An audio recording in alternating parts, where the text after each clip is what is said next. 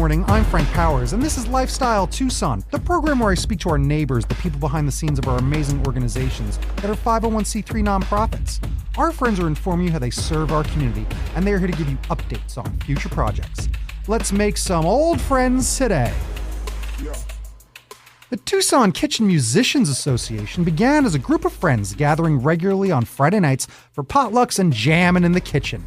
TKMA was established as a 501c3 nonprofit organization in 1986 to further public awareness and interest in acoustic music and other folk arts by promoting and producing the annual Tucson Folk Festival. This April 10th through the 12th is the 41st annual Tucson Folk Festival in downtown Tucson. The Tucson Folk Festival has grown to be Arizona's largest free-to-the-public music festival. The annual 3-day event celebrates American folk music traditions and all of the wonderful variations from bluegrass to blues and mariachi to zydeco. This family-friendly festival is held in some of the most historic sections of downtown Tucson. Featuring multiple stages of acoustic music and hundreds of performers, the festival annually entertains well over 15,000 fans coming from all over Arizona and the nation.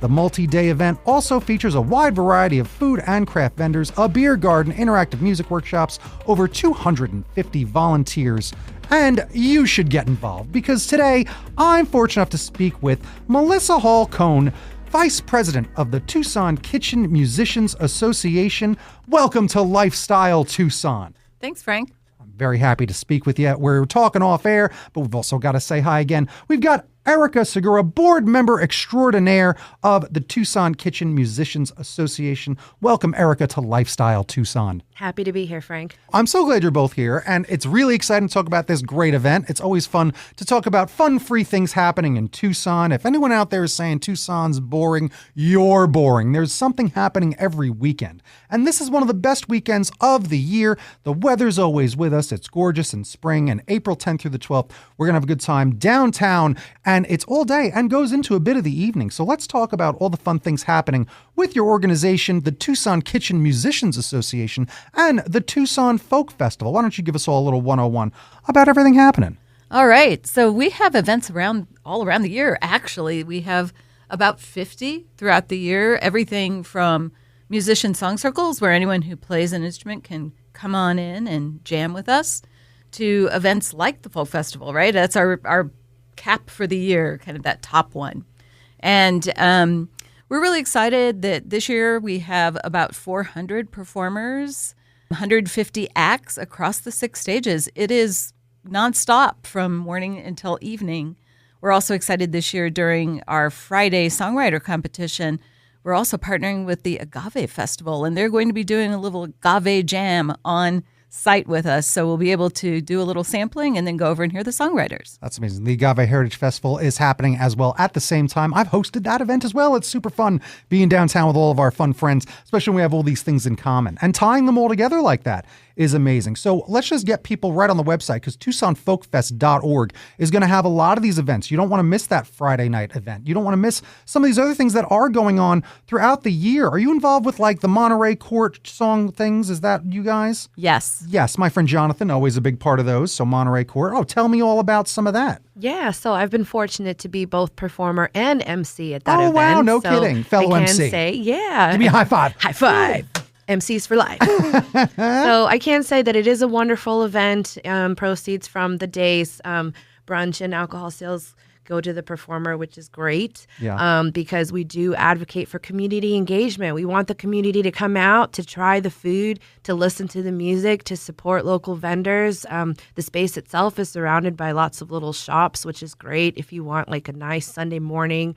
The weather's nice now, so come on out. We do lots of stuff. Right after the Sunday brunch, we got the song circle, as Melissa stated earlier, which is great if you're a novice guitar player or even a professional, to come out and show original acoustic music, which is what the mission's all about. That's amazing. And it's a good mission because it really is something that I feel everyone should give a try. When you're growing up, picking up guitar is certainly one of those things that it might wind up in the closet if you don't try hard enough, but I think that everyone should give it a shot. I gave it a shot. I'm not the biggest musician. I'm more of a cartoonist, but I did try to kind of play the guitar and see what kind of musical instrument I am more akin to. It's the drums, if I'm going to do anything. I do like playing those drums. But it's really fun to promote music and promote that in the youth with all of the opportunities you have, even for kids at this event. It's a family-friendly event. I volunteer every single year and I host the kids stage. I get to see my favorite band, Jam Pack. It is so fun to see these kids not only show up, but grow up in front of our eyes and become these solo artists and performers, especially when you've been doing it for 41 years. Can you remember perhaps like a time where you remember a young artist who's now kind of grown into, I don't know if a headliner has happened, but perhaps? Sure. I think one of the people that maybe first performed on the Wildflower stage that's grown up, as you say, is Sophia Rankin. Yeah, that's right. I love Sophia Rankin. Yeah. She's a legend around She's here. top tier. Yep. Wonderful people. Amazing. Yep. So to be able to be a part of that, to give all these opportunities for everybody who's creative musically here in town to get involved, to do stuff with you, and especially if you're into that sort of music, which it's a wide variety of music, as I was talking about earlier, just giving some of the examples. But also, the Folk Festival has a lot of great multicultural events going on. You're going to see some stuff, some indigenous things and dancing on stage that you don't often see because you invite a lot of different organizations to really show up. Yeah, you know? that's and, right. Yeah. Monterey Court is a wonderful platform, and we do advocate for showing different cultures, different ages. We love promoting youth artists to try and get them, a foothold in the music world. It's a cutthroat business, but we're here to support. And that little spot right there has done a wonderful job.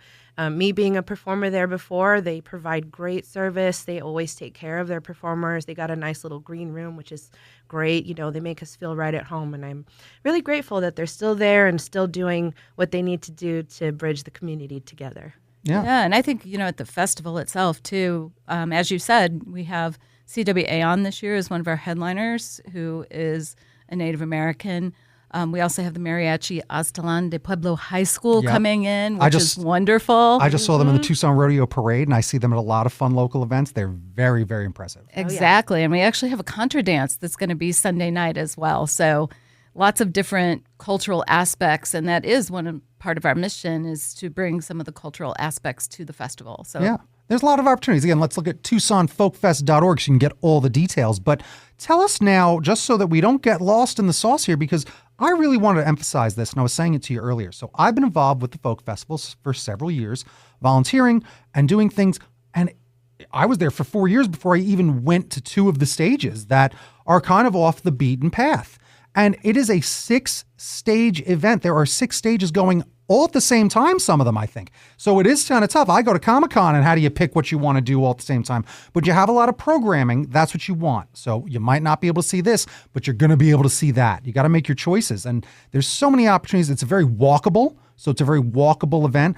But tell us about all 6 stages and where they're located so people don't get lost. And we'll do it quick. All right. So the Plaza stage is on Hakame Plaza. That's why it's named Plaza Stage. And that is the largest of our stages. It's where our headliners will appear. Saturday night is always a big show. Sunday as well, though. There's a lot going on at the Plaza stage. Then we have North Church, which is on North Church Street. So we close the street off for the weekend. That's also where the contra dance will be on Sunday. So a lot of bands there. And then some of our smaller stages we have inside a Presidio Museum. There is a stage actually inside, so you walk on into the museum and it's right there. And then Court and Telus are kind of adjacent to each other just beyond Presidio. That's also where our workshops are. So, if you're interested in participating in a workshop, they'll be there. And then finally, Wildflower, where you have volunteered before, that's right behind our volunteer tent area in that General Hakame Plaza area. And that is where all the family shows are. It is like a very walkable, fun downtown event. I run into a lot of family and friends that, I do events all the time, but I only see them at this one event because that's sometimes how things work. And this one, and they're out walking their dogs. It's just that they get to, this is going on and it's just part of my weekend. So it's really fun to bump into folks, then just get to be a part of this whole event, walk the whole thing, see it, and really experience it. Because I really did get to experience what was it, the Presidio one that we were talking about? Yes, where I had never even walked in that area. And to even walk in that little area on those streets, you really see like the people that live there and the people that live there in downtown and live in downtown and get all their stuff within that 3 to 4 block radius, whether it's the deli, the coffee shop, or a barber. They live in downtown, and that area is historically kept and was fascinating to explore and learn about. And I had never learned about it, even though I'd heard about it so much in all my years here. I'd never actually been down there, and it was a really nice way to learn about that great area and the history of what's going on. And just so fun to explore, because it was something to explore, was the folk festival. Yeah, and that's kind of a great way to find it. Mm-hmm. If you happen to stumble upon a festival of that magnitude, that's an awesome way. We also have an amazing website, and luckily on the website, a lot of the headliners and performing artists are listed on there, which is great because then people can do their research in advance. They could look up their artists, give them a little listen, see what they like, and then maybe dedicate specific times to go visit some of those further stages. Because as Melissa was stating earlier, we have so many different artists, over 6 different stages downtown. And although it is walkable, sometimes it's nice to have an agenda. But I also advocate for definitely meandering on through and just kind of finding your way based on your tastes. Whatever your ears like, follow that, right? And it is. It's not. That's right. It's not Fruit Loops. We're going to follow our ears. We're not following our nose. So we advocate for both. Yeah, and that is the thing. You want to be prepared. Also, bring water, wear sunscreen. All these important factors. Just because the weather's nice doesn't mean the sun's not out to get us. But all these headliners are listed right there, and lots of other things and information like the raffles that are going on, the prizes. Are we going to learn about the quilt? Is there a quilt this year? There is a quilt this year, as well as a guitar and some gear that goes with it. So incredible. Yeah. Right? We have previous albums. Albums are for sale as well from some of the headliners that show up. So you want to support all these local acts as well as the traveling acts, because there's going to be this whole area where you get to buy stickers, t-shirts, bags, all that stuff with the modern logo and design, which I love. Last year, for the 40th anniversary, was Dave Fitzsimmons, my hero, did a lot of the designs and packaging for everything. And now this year, the brand looks great. I love the design. I'm a big fan of orange, but I love this guitar that's just floating almost like a spaceship, and it is exquisite. Yeah, so the illustration and design was brought by Lee Ferris. I'll tell you, it's gorgeous. I love it so much. It's going to be on all the merch, the stickers, the pins, the bags, lots of shirts in various colors. So I implore everyone to also follow at Tucson Folk Fest over on Instagram and the Facebook page. The Facebook event itself has 3,000 something people interested, so it's going real well. But I'll tell you that it's getting posted a lot to keep track of all the things. Yes. I will say in regards to the design that we will have T-shirts of this design for sale in a few different shades. Mm-hmm. Yeah, a few different shades. And the place that these all will be for sale, you talked about that area. It's called the Kitchen Store. Okay, great. I love it. So the Kitchen Store is where all of those items can be purchased. You know, as you mentioned, the artists, most of them have some kind of, CD type thing there. Mm-hmm. I think a few have the little thumb drive things that you can purchase. More than anything, probably vinyl. Vinyl's bigger and better than it's been in a long time. So it's fun to support everyone and get a sticker as well. All that stuff is going to be there at the Kitchen Store. It's a good way to support the organization because, again, this is a huge festival and it takes a lot of commitment, a lot of time, a lot of money to pay for these fees. So they do all these events, raising money. You yourself can donate to this great organization. You can become a member. I believe that's on here on the website. What was it, like $65 a year, I believe, something like that? There's a pretty wide range. But we have rates, everything from student memberships up to lifetime memberships. So a big variety, a lot of different options. As far as donations go, though, we also have people who will donate to the raffle. Mm-hmm. We have people sometimes who are retirement age and need to do that jettisoning of some money from their retirement fund. And because we are a 501c3, we have been blessed once or twice with gifts there. So definitely a lot of different ways to contribute that are very much appreciated by the organization. Since we are a free festival. Absolutely. Again, think of the Ticketmaster prices for most of these events. They've skyrocketed. A festival like this somewhere else in the nation, you're going to be paying $2,000 to walk in the door, and you could pay $40 for a bottle of water. Here in Tucson, though, we care about the people and the community because we are all friends and neighbors. A lot of us do know each other here, so it's fun that we do take care of each other and our organizations take care of one another. Any sponsors you do want to shout out because we couldn't do stuff without sponsors? So here, I'll scroll down and we'll take a look because there's a litany of them. Look at them all down there. The City of Tucson, Pima County Attractions and Tourism, Riva Nuevo. There's a bunch. Art State Arizona, friends with them too. But isn't that exciting? Yes. Seeing all these people wanting to participate and give something back to the community. It's just amazing. Even becoming a sponsor of it is important if you'd like to. That's a good way for your business to stay involved and get involved, is sponsor this great event, because there are so many things happening. Over 20,000 attendees. It's insane. 41 years. Be a part of a Tucson tradition that's been going on and continues to go and grow and thrive. Let's talk about some other things when it comes to some of these events. Are you also involved with some of the music in the courtyard?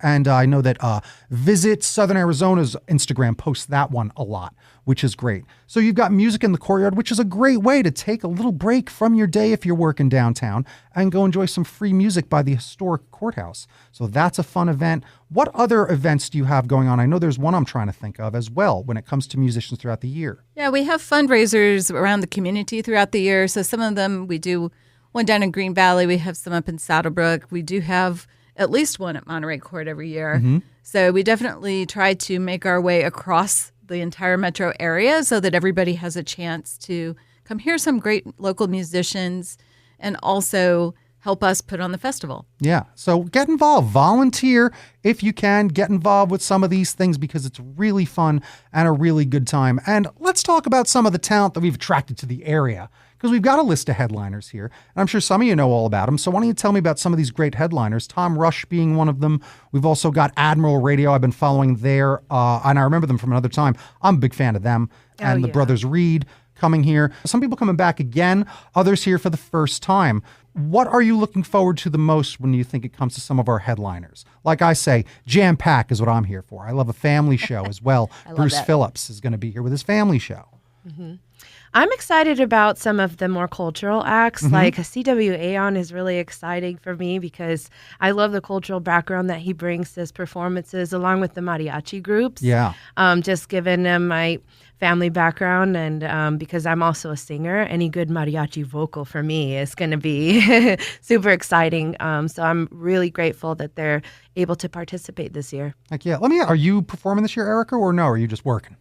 Actually, this year I decided to do some hosting of some workshops. Oh, nice. Yeah. That's very nice. It's actually pretty exciting because since this is my first time on the board, this is my first year. So one of my duties was to be booking the workshops this year. So I'm super excited to say that we have pulled in a lot of different artists, especially different cultural acts. So I'm excited to be bridging some of the hip hop and community in to do some rhyming patterns and spoken word workshops, because I think that's also super important when it comes to folk music, is the story behind it. So definitely super excited having some other local artists, some like do-it-yourself workshops, harmony and singing workshops. It's going to be great. Bring your guitar, bring your singing voice. Let's go. Like, yeah, I always love that they have usually an instrument petting zoo, they call it, right? They have a musical petting zoo. Some place will just bring tons of instruments so you can try out some things, because that's a fun thing for kids to discover if they have an ear for a different instrument or something they want to try, because how are you ever going to know if you don't try? And some of these instruments can be pretty pricey. So being able to bring them down there and giving everyone, really kids of all ages as well, a chance to just get involved, because you're never too old to learn the guitar either. Like, it's a fun thing to do. You're never too old. Right. Pick up a hobby. It's really fun. I always think about trying again. What can I tell you? The other thing that happens at this is a big market. There's a lot of great artisans, a lot of great opportunities to buy gifts. This event attracts just as many vendors. A lot of our great local artists show up, and there's a lot of great gifts and things to get at the market. So I really just implore everyone to come check things out and walk around, take a stroll, follow your ears, listen for what you hear at the Tucson Folk Festival, because there is a lot. I'm really selling it, I gotta tell you. Yeah. Don't we forget also about have the food. Food vendors. Right? Yeah, JC, Melissa, and I are on the same page over here about the food. Don't forget about the there's amazing food trucks that we're going to have too. Yeah. Absolutely. We have everything from vegan to as decadent and indulgent as you want. So yeah, I know. There's a lot of delicious, they make dessert milkshakes now that basically come with an entire candy shop built on top of it. People are insane with their food trucks, and that's one of my favorite things that I get. Also, it's nice to walk around with lemonade and get kettle corn. That's all I ever want to do really any weekend. Yeah, So, Frank, this right? festival's got everything. It's got we it got all. the food, we got the shopping, we got the live music, and it's free. It's free. Best part. It is the best part. Again, April 10th through the 12th in downtown Tucson, TucsonFolkFest.org, and go follow them over on Instagram at Tucson Folk Fest. So in addition to a lot of these great opportunities for everybody, there is the Steph and George songwriting competition. Tell me all about this. So that is Friday night. It's from 6 to 9 p.m. And we have narrowed it down to 8 finalists who are coming from around the country. Also, one of the artists is coming from Australia, which is pretty exciting. I think it's our first international songwriting finalist.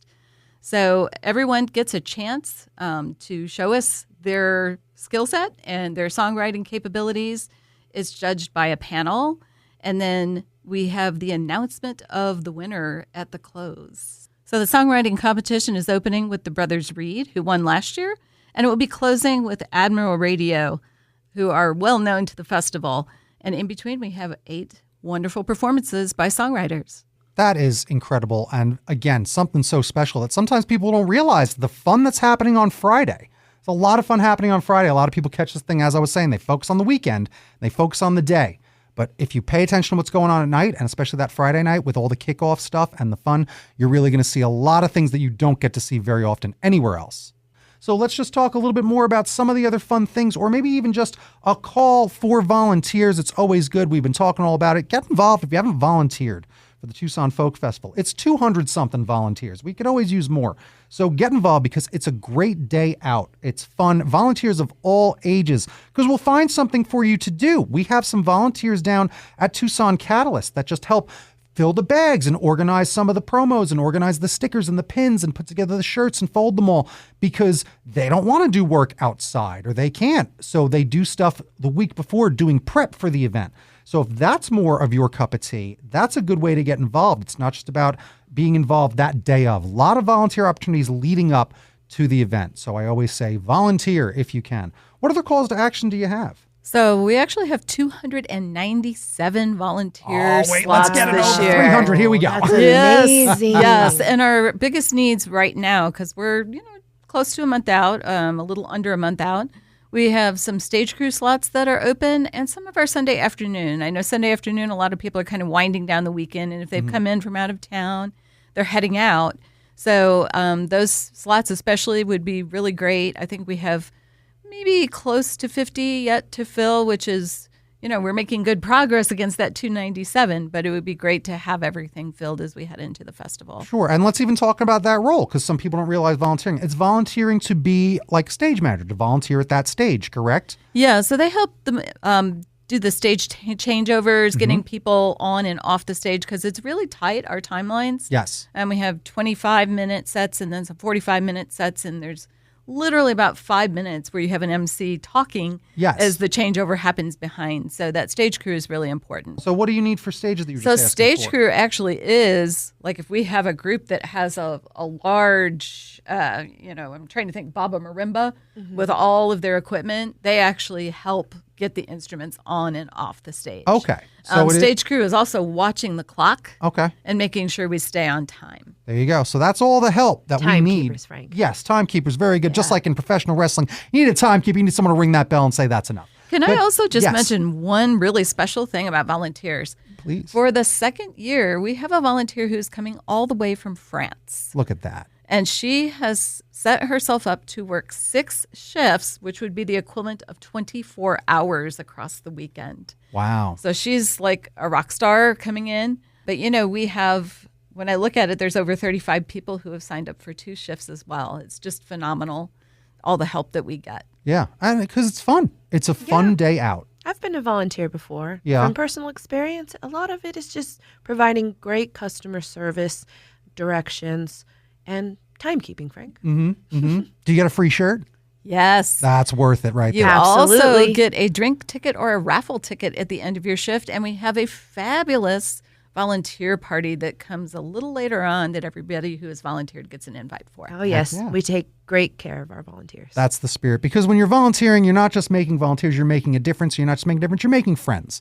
Because that's what it is. I always do make new friends whenever I volunteer. And I don't know, maybe it's just because the type of person that volunteers is maybe a friendlier type of person than most. So it's always great to get out there, get involved, volunteer. It's how you're going to make new friends with people doing the things that you like. So I always try to get more people out there and get them involved. It's always nice when I even get a little feedback from folks that say, you know, I did volunteer at that thing because you said so. So I really do hope that I see you out there. Okay. I'm sure they hope that they see you out there. And where are we going to see you? At the 41st Annual Tucson Folk Festival, April 10th through the 12th in downtown Tucson. It's completely free and you don't want to miss it, because today we made friends with Melissa Hall Cohn, TKMA Vice President, and Erica Segura, Board Member Extraordinaire to the Tucson Kitchen Musicians Association. We hope to see you at the Tucson Folk Festival. Thank you both so much for joining me today. Thank you, Frank. This was Lifestyle Tucson. Bing bong bing, time for a recap. I get so excited about the Tucson Folk Festival because it really is just such a fun treat. It's free. You do just get to walk around. You can tell that that's like my biggest thing is it's just chilling. It's a chill, fun event. I like Americana. I like folk music. I like all the different varieties of things going on as you just stroll the neighborhood and discover different areas. It's a really exciting time. It's a fun thing that you could even bike to, and then you ought to probably walk your bike through certain areas. But yeah, it really is so much fun. April 10th through the 12th in downtown Tucson. Go get all the details over at TucsonFolkFest.org and follow them over on Instagram at Tucson Folk Fest. You can really keep up with everything happening. Again, there are opportunities to volunteer still nonstop, and not just volunteer outside on the day, volunteer ahead of it the week before down at Tucson Catalyst inside the Tucson Mall, where it's nice and chill and fun, and they'll buy you lunch, I'm pretty sure. I think I stumbled on them doing this last year when I was going and trying to score cool buttons and stickers of Fitz's art. So it's really fun to go check out all the stuff that's happening. Make sure you go to that store. There's so much fun merch with this great art. Again, I'm a cartoonist, I'm an artist and graphic designer, so you can tell I'm a big nerd for the art. And all the vinyl albums that'll be there, the CDs, the opportunities to support all the traveling artists, the local artists, all our friends and family right here in downtown Tucson. The word community is thrown around a lot, but we really have it right here, and it's been down here, especially at this great event, for 41 years. So go get involved and let's have some fun together down at the Tucson Folk Festival. So I want to thank our old friends at the Tucson Folk Festival for joining me today. You've been listening to Lifestyle Tucson. If you're a nonprofit that would like to be on the show, email lifestyletucson@gmail.com. For more information about this program or to listen to something you may have missed, go to the Sunday Mornings page on klpx.com, kfma.com, mixfm.com, or espntucson.com. You can also subscribe on iTunes, Spotify, and Audible, or wherever fine podcasts are. Hanging out with good folks. Follow on Facebook, YouTube, and Instagram at Lifestyle Tucson, because I'm your BFF, your best Frank forever, Frank Powers, and Toot Toot Tucson. I love you the most.